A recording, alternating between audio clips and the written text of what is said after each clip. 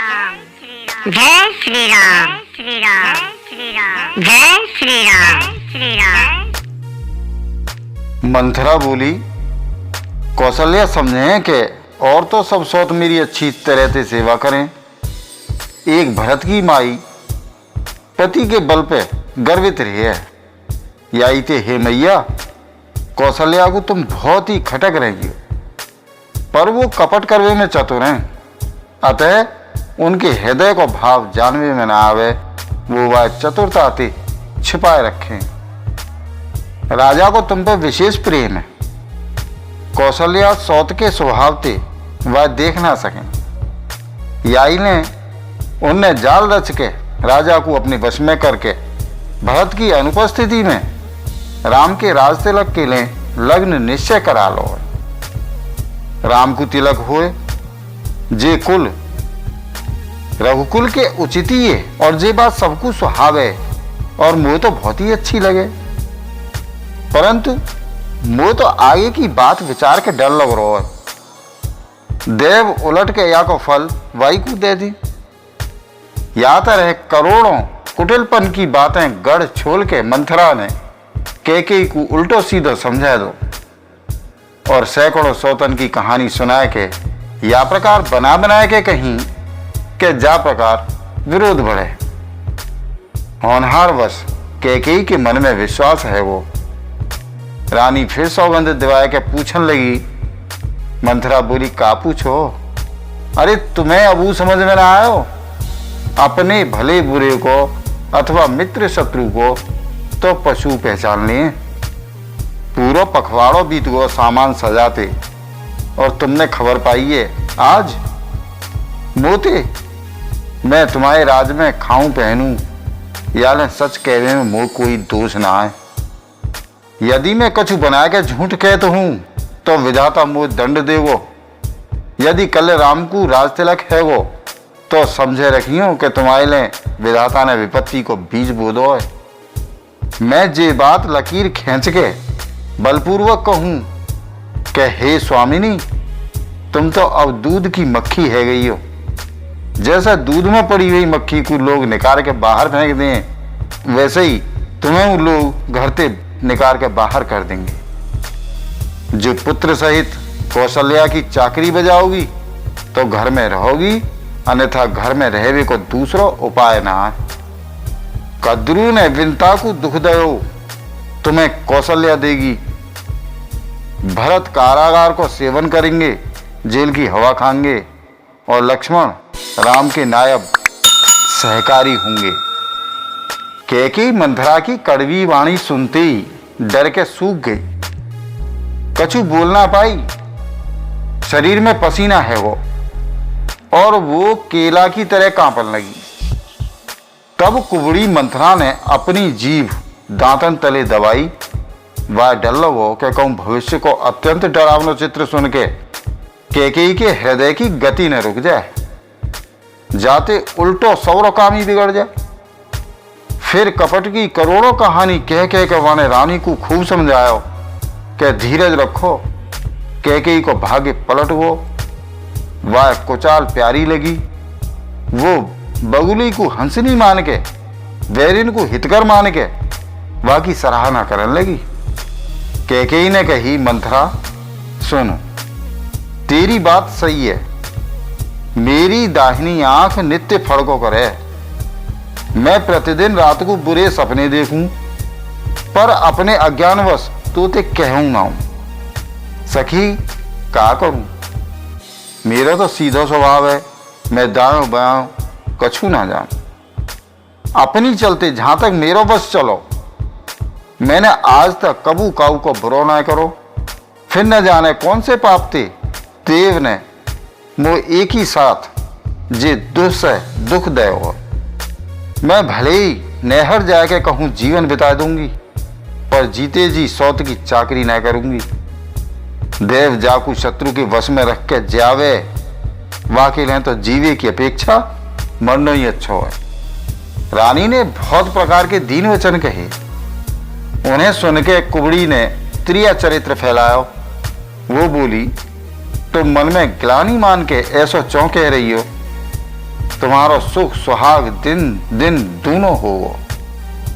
जाने तुम्हारी बुराई चाहिए, वो परिणाम में जे बुराई रूप फल पावे वो। हे स्वामिनी, मैंने जब ते जे कुमत सुनी है तब ते मोए न तो दिन में कछु भूख लगे और न रात में नींद ही आवे। मैंने ज्योतिषिन ते पूछो तो उन्होंने रेखा खींच के गणित करके अथवा निश्चय पूर्वक कही के भरत राजा होंगे। जी सही बात है। हे भामिनी, तुम करो तो मैं उपाय बताऊं। राजा तुम्हारी सेवा के वश में ही है। कैकेयी ने कही, मैं तेरे कहवे ते कुआं में गिर सकूं, पुत्र और पति को छोड़ सकूं। जब तू मेरो बड़ो भारी दुख देख के कछु के है तो भला मैं अपने हित के लिए वह चौना करूंगी। कुबड़ी ने कैकेयी को सब तरह से कबूल करवाए के, अर्थात बलि पशु बनाए के कपट रूप छुरी को अपने कठोर हृदय रूपी पत्थर पे टेओ बाकी धार को तेज करो। रानी कैकेयी अपने निकट के शीघ्र आने वाले दुख को कैसे ना देखती। जैसे बालिका पशु हरी हरी घास चरे पर जे ना जाने कि मौत सिर पे नाच रही है। मंथरा की बात सुनने में तो कोमल है पर परिणाम में कठोर भयानक है, मानो वो शहद में घोर के जहर प्यारी हो।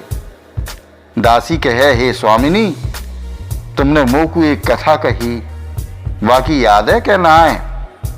तुम्हारे 2 वरदान राजा के पास धरोहर हैं। आज उन्हें राजा ते मांग के अपनी छाती ठंडी कर लो।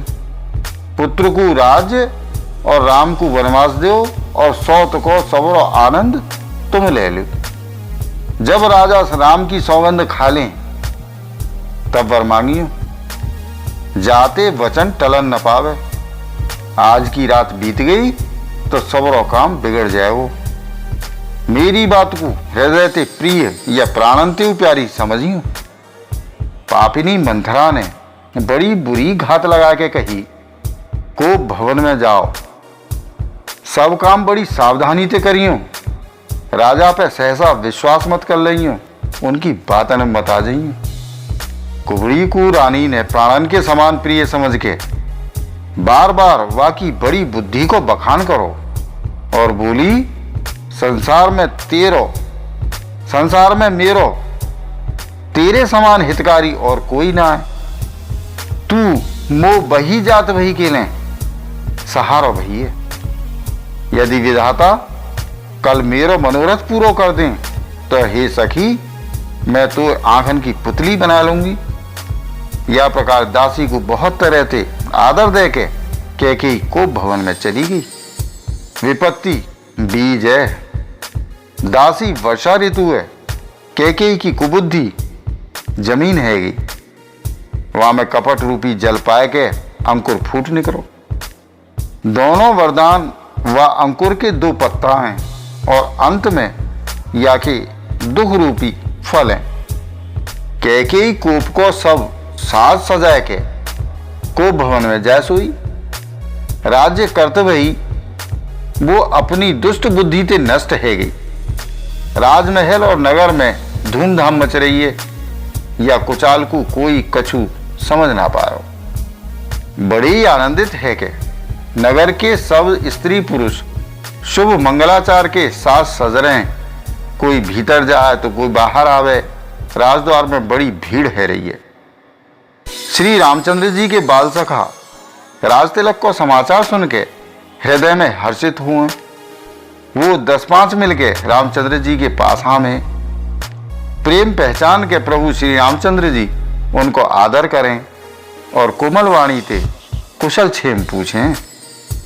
अपने प्रिय सखा श्री रामचंद्र जी की आज्ञा पाए के वो आपस में एक दूसरे ते श्री रामचंद्र जी की बड़ी बढ़ाई करते हुए घर लौटे और कहें, संसार में श्री रघुनाथ जी के समान शील और स्नेह को निभाहन वारो और कौन है।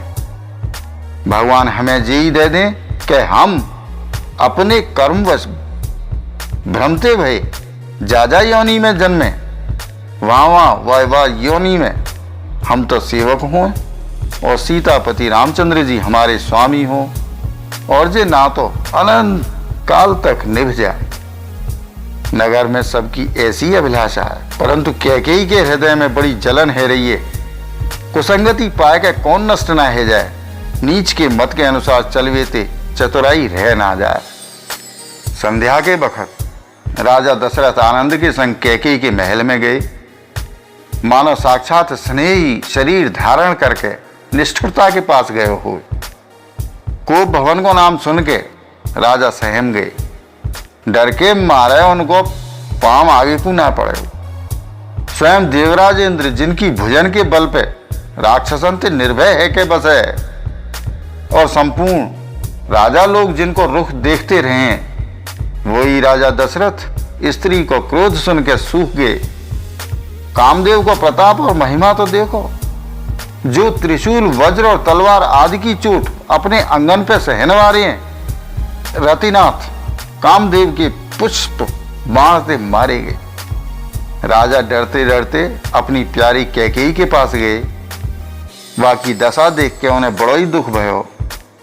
कैकेयी जमीन पे पड़ी है, पुरानो मोटो कपड़ा पहने हुए, शरीर के नाना आभूषण को उतार के फेंक दो। वह दुर्बुद्धि कैकेयी को जे कुवेशता कैसे फब रही है, मानो भावी विधवापन की सूचना दे रही हो। राजा वा के पास जाके कोमल वाणी ते बोले, हे प्राण प्रिय, हे प्राण प्रिय, कौन केले रूठी भई हो। हे रानी कायले रूठी भई हो।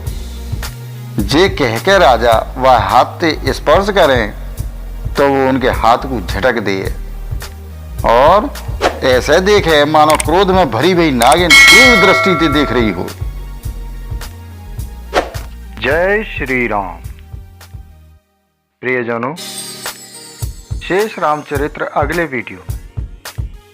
तब तक इस वीडियो को लाइक और शेयर करें, चैनल को सब्सक्राइब करें, साथ ही नोटिफिकेशन बेल आइकन को दबाना ना भूलें, जिससे आने वाली वीडियो आपको मिलती रहे। वसुधैव कुटुंबकम। जय श्री राम। जय हिंद।